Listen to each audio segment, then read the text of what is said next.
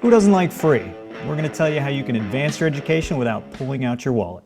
And identity theft, computer breaches, network intrusions, it's getting crazy in cyberspace. We'll give you some tips on how to protect yourself and our Coast Guard. Welcome to another edition of the Paratus Report, the latest and greatest of what's happening in your Coast Guard. Hey everyone, I'm Senior Chief Mike Hosda. And I'm Lieutenant Junior Grade Katie Brainerd. We're kicking off this month's report with great news if you want to continue your education. That's right, the Coast Guard will now fund 100% of tuition costs through tuition assistance, or TA, up to the established cap, which is $4,000 per year. And you can use it to get your first associate's, bachelor's, or graduate degrees, but you can't use it for certificate programs or professional licenses.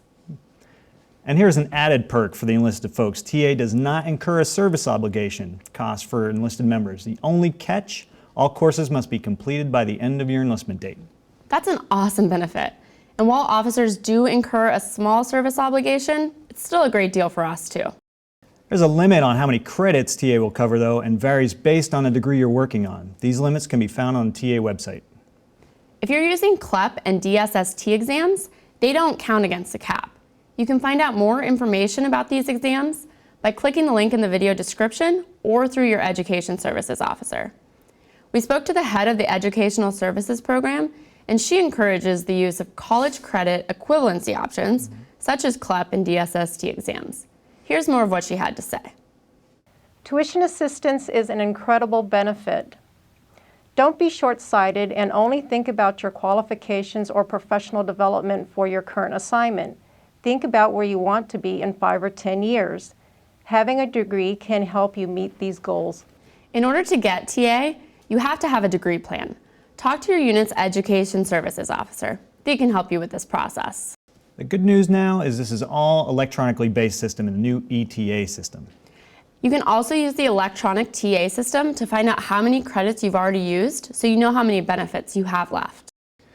Don't lose out on this free benefit. It's really easy to apply for and a great investment in yourself. For more information on how to apply for TA, click on the link in the video description. And here's another freebie for you. If you need some help with one of your courses, you can get free tutoring thanks to a partnership between the Coast Guard and Tutor.com. It's also available to your family members. All these education benefits help us reach our potential, maybe even become one of the best at what we do, like the Coast Guard competitor in the USO's Salute to the Military Chef competition, an all-services cooking contest where the winner takes the title of Inter-Service Enlisted Aide of the Year. Pretty sweet. He'll be competing November 19th, so best of luck to you, Chief Petty Officer Dustin Beasley from D13. You know, I've never been a victim of cyber attack, but what a nightmare that would be for just one person. Consider what a cyber attack can do to the networks and the maritime environment. Yeah, you're right. We spoke with the Admiral in charge of the Coast Guard Cyber Command about what our service is doing to minimize these risks. The cyber risk is very real. People from senior CIA personnel to a junior member of our own Coast Guard workforce have been specifically targeted by spear phishing attacks sent to their government email accounts and their personal email accounts. We wear our seatbelts. We don't drink and drive. We need to build that same cultural commitment to safety in our cyber activities. Admiral Lytle told us he's most concerned about cyber in the home environment, so he gave us 3 tips. Keep strong passwords and change them often. Don't sign into your password-protected accounts when connected to a public Wi-Fi. And be cautious of who you allow to follow your personal social media sites.